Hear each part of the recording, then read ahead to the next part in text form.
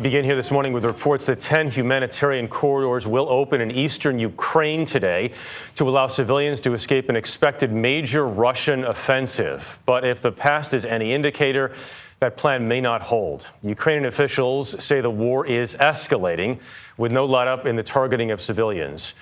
The shock of Friday's deadly missile strike in a crowded railroad station in eastern Ukraine is still reverberating. At least 52 people were killed and dozens hurt in what Ukrainian President Volodymyr Zelensky is calling, quote, another Russian war crime. He wants a tough global response for the attack. Russia denies responsibility for the carnage. Deborah Pata reports from the Ukrainian capital of Kyiv on what's shaping up to be the next pivotal battle in the war, with a new Russian general calling the shots. Deborah, good morning.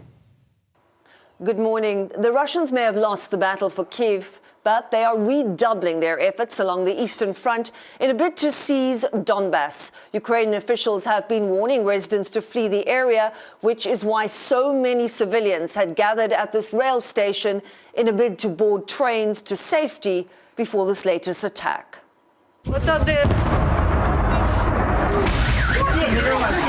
Around 4,000 civilians were at the train station when suddenly it exploded.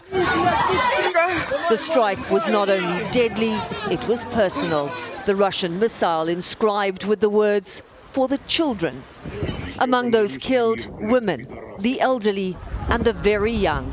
This was clearly not a military target.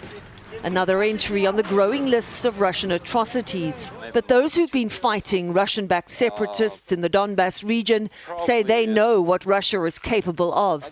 Senior Lieutenant Starsky, that's his military call sign, was there. We've spent 8 years learning to fight specifically against Russians. So they made a big mistake.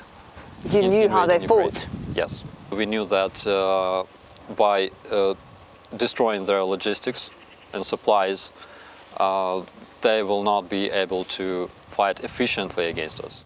And that's exactly what happened when Russia struck Hostomel airport near Kyiv on the first day of their invasion.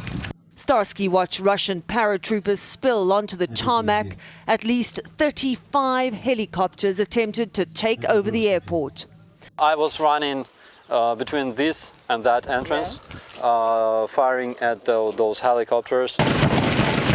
Starsky and his unit mounted a fierce resistance over 3 days. Then an improbable victory. The Ukrainians wrested back full control of the airport. Nobody really, honestly, thought Ukraine could do it at one point. You were really the underdog, weren't you? Surprise. Without it, the Russians could not set up an air bridge to bring in crucial supplies and manpower.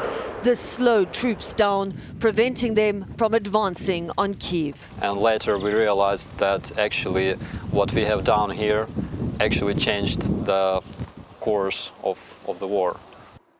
But the war could take another turn. It's understood the Kremlin has reorganized its military leadership, and a Russian general with extensive experience in Syria has been put in charge of operations in Ukraine.